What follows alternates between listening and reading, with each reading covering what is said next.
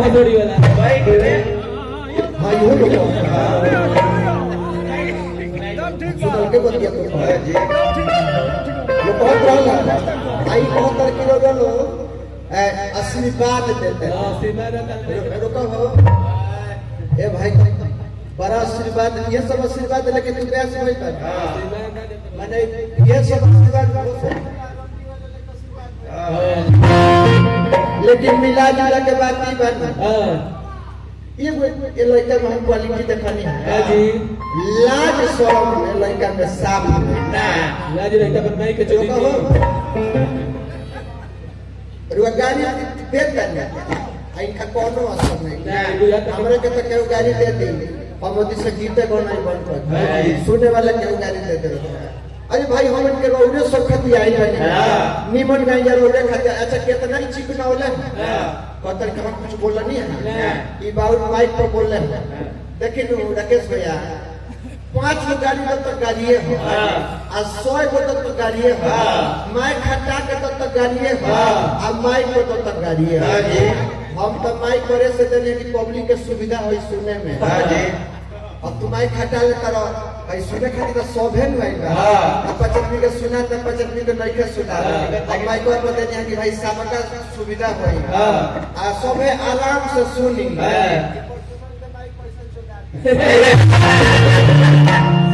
लेकिन अब हमारा लाज लगे लगा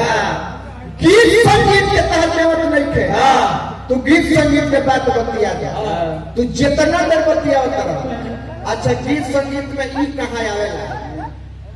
किंकर 5 बरिस बियाह हो गए आई करन लड़का फै करने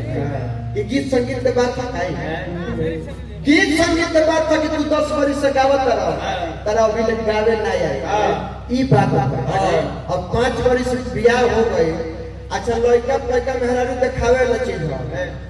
अच्छा तू कैसे जानतर के हमर लड़का नहीं अरे का दुख का भेल मामा ना भेल रोका तू कैसे जानतर के हमर लड़का नहीं हद बात है तो घरों बात है हम तो ना शादी के सालों गिरा हम ना मनैले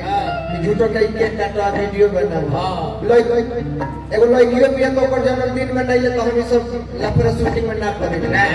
अब की बरियारी सब कलाकार प्रमोद प्रेमी खेसारी भाई सब बरियारी वीडियो बना दिहल किनारे लड़की के जन्मदिन में तो हमके वीडियो भेजब जा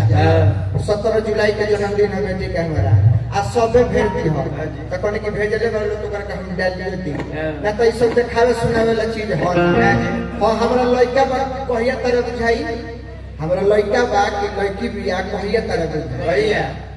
जंतर कहिया भैया बेटी के पूछ दी तू कहे अरे भाई कोई बोलो तो नीचे हजार दाऊ अब ना बोल सर हॉस्पिटल के बदला ना बोले हम तो कहानी है हां कि हमनी के मार्केट में वैसा न के जा हमके निमन जाने ले जा अब बाउलो जाने ले जा तू तनिको लजगर रही तनिको लजगर रही तो जैसे राकेश भैया वगैरह आके हमरा के कहानी है हमरा के के डांटे नहीं रही ना डटाई तू रहला तू डटला हमरा के लोग कहे ना कि ब्याह जब रहे दे इनका काम लायक हो गई अब गीत संगीत तक हो ओकरा बाद केहू कही एक शब्द हम बाउल बोलले होती आई फिर खड़ा होकर क्या कहले गौले हो ना गौले हो फिर मैं खटा के अब फिर बाउले बोलले तो हम कृष्ण जी के रास्ता पर चली ले ये गीता का बात है जब कृष्ण जी कहले अर्जुन से कि पार्थ धनुष बाण उठाओ कहले कि भगवान पाक हो जाइए कीचड़ हो जाइए तो धोए खातिर पानी के इस्तेमाल करेगा पाक से पाक ना धोला कृष्ण जी कहले कि ना अर्जुन युद्ध के नियम है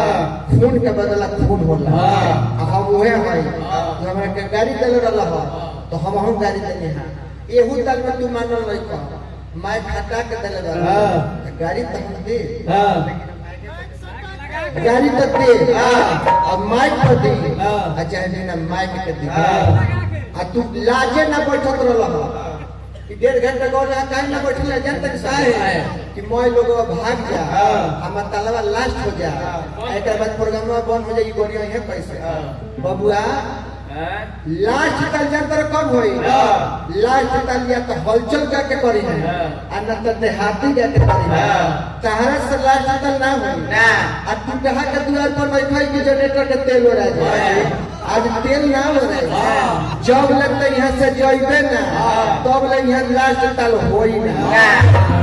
ये हमार आ देहाती के बात बा